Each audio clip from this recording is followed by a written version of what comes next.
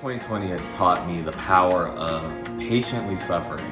Not that we all haven't suffered before, we've all gone through things in our lives, we've all experienced hardships, but this year has been different.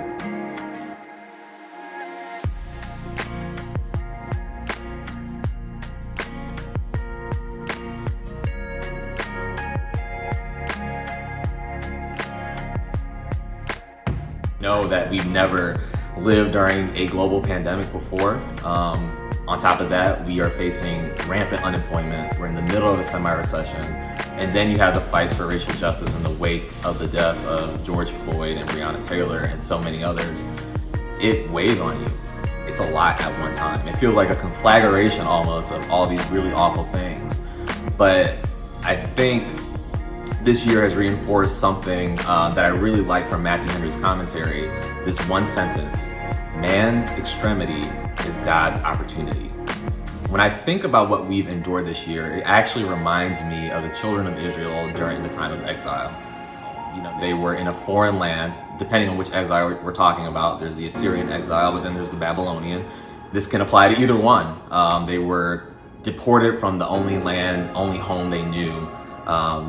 Their entire nationhood, their entire national identity had been besmirched and had been denigrated.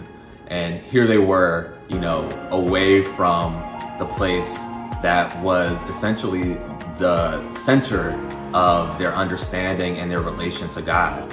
And undoubtedly, many of them questioned, where is God in all of this?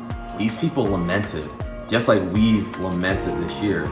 But what we see in scripture and what we're going to see on this side in the midst of all this suffering is that God is still here. He has not abandoned us. He has not abdicated his throne. He is still sovereign, and he always promises restoration.